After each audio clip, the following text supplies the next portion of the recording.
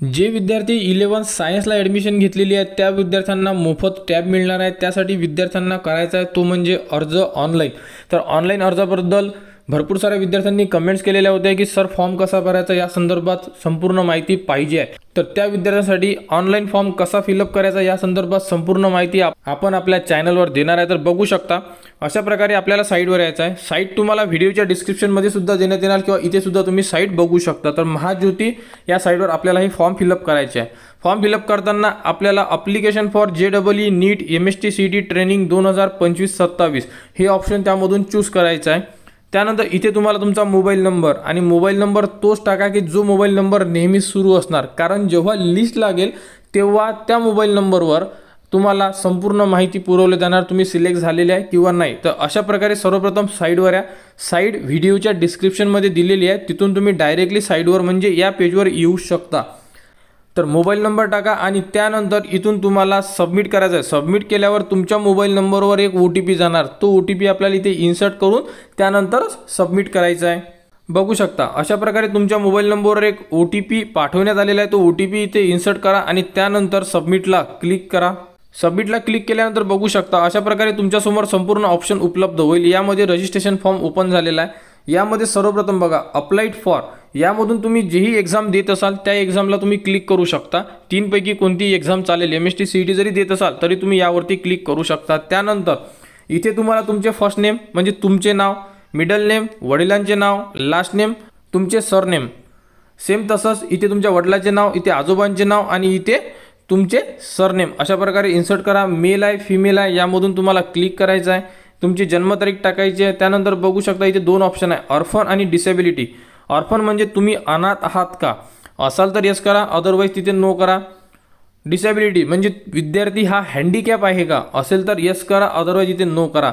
अशा प्रकारे या पेजवर दिलेली संपूर्ण माहिती तुम्हाला व्यवस्थितरित्या फिलअप करून घ्यायची आहे। स्पेलिंग मिस्टेक व्हायला नको। मी परत सांगण्याचा उद्देश तोच आहे की भरपूर सारे विद्यार्थी फॉर्म सबमिट झाल्यानंतर विचारते की आता एडिट कसा करायचा, तर एडिट करायचं काम पडायला नको। त्यामुळे फॉर्म आपला 2 ते 3 वेळा व्यवस्थितरित्या जर चेक केला तर फॉर्ममध्ये एक पण चूक होणार नाही। त्या प्रकारे तुम्ही तुमच्या 10वी नुसार यामध्ये संपूर्ण माहिती फिलअप करून घ्या। त्यानंतर बघू शकता इथे तुम्हाला तुमची कास्ट, यामध्ये जेवढेही कास्ट दिलेल्या आहेत तेवढ्या कास्टचे विद्यार्थी यामध्ये फॉर्म फिलअप करू शकतात। OBC, VJ, NT, BCD आणि SBC हे विद्यार्थी यामध्ये इलिजिबल आहे। कास्ट सिलेक्ट केल्यानंतर इथून तुम्हाला तुमची पोटजात, जसे कोणी OBC सिलेक्ट करत असेल तर कुणबी, माडी, तेली या प्रकारे तुम्हाला पोटजात सिलेक्ट करायची आहे।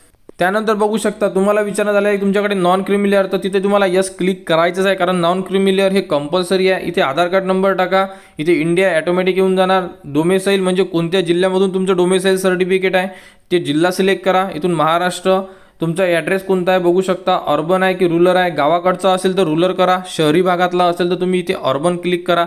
अशा प्रकारे संपूर्ण माहिती या पेजवरची फिलअप करून घ्या।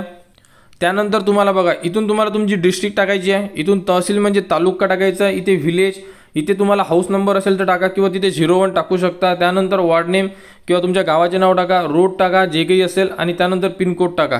यामध्ये दिलेले संपूर्ण ऑप्शन फिलअप करणं गरजेचं आहे कारण यामध्ये जर तुम्ही कुठे ब्लँक सोडत असाल तर तुमचा फॉर्म एरर देणार, सबमिट होणार नाही आहे। त्यामुळे प्रॉपररित्या संपूर्ण माहिती फिलअप करा आणि तुमचा प्रेझेंट ॲड्रेस हा जर तुमचा परमनंट ॲड्रेस असेल तर या चेकबॉक्सला सुद्धा क्लिक करा, म्हणजे दोन्ही याच्यामध्ये सेम टू सेम ॲड्रेस तुमचा टाईप होऊन जाणार।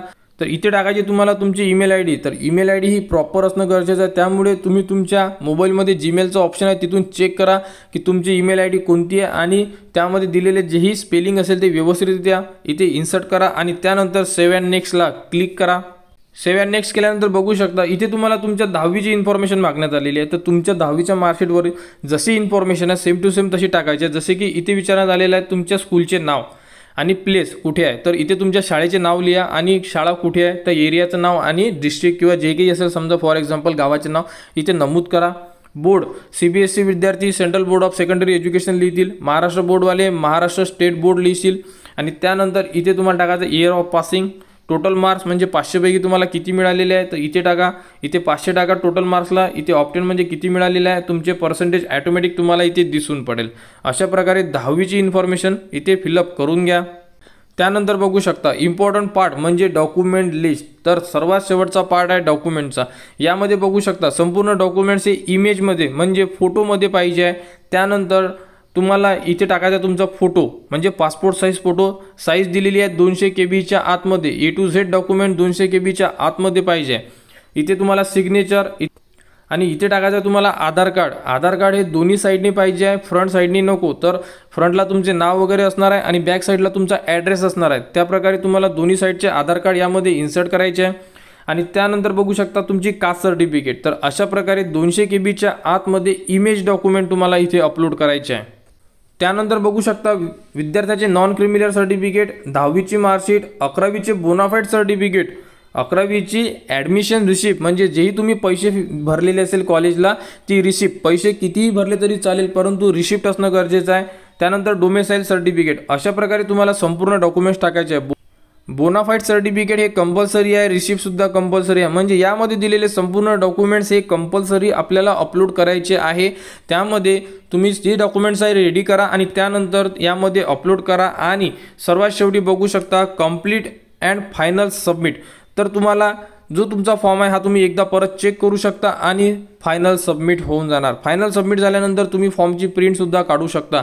तर या प्रोसेसनी तुम्ही तुमचे फॉर्म फिलअप करू शकता. तर ज्याही विद्यार्थ्यांना टॅब योजनेसाठी जर फॉर्म फिलअप करायचे असेल तर तुम्ही या प्रोसेसनी, खूप छोटा फॉर्म आहे आणि आपण या व्हिडिओमध्ये संपूर्ण जी माहिती आहे डिस्कस केलेली आहे, ज्यामुळे तुम्हाला कुठेही अडचण येणार नाही. जरी अडचण आली तर तुम्ही कमेंट्स करा, कमेंट्सवर सुद्धा तुम्हाला संपूर्ण माहिती दिली जाणार आणि त्या प्रकारे तुम्ही तुमचे फॉर्म फिलअप करू शकता. आणि 15 तारीख लास्ट डेट देण्यात आलेली आहे. अजूनही आपल्याजवळ 15 दिवस बाकी आहे. तर यामध्ये 4थ्या राऊंडची ॲडमिशन झालेली आहे. यानंतर असणार आहे स्पेशल राऊंड. तर स्पेशल राऊंडसुद्धा आपला 10 तारखेच्या आत कंप्लीट होऊन जाणार. ते सुद्धा विद्यार्थी यामध्ये इलिजिबल आहे, फॉर्म फिलअप करू शकतात. 15 तारखेच्या आत तुम्ही फॉर्म फिलअप करा. यानंतर जी मेरिट लिस्ट लागणार आहे, म्हणजे विद्यार्थी सिलेक्ट होणार आहे, त्या विद्यार्थ्यांची संपूर्ण माहिती तुम्हाला आपल्या चॅनलवर देण्यात येणार. आणि स्कॉलरशिपचे फॉर्मसुद्धा सुरू झालेले आहे, त्याबद्दलची सुद्धा माहिती तुम्हाला आपल्या चॅनलवर देण्यात येणार.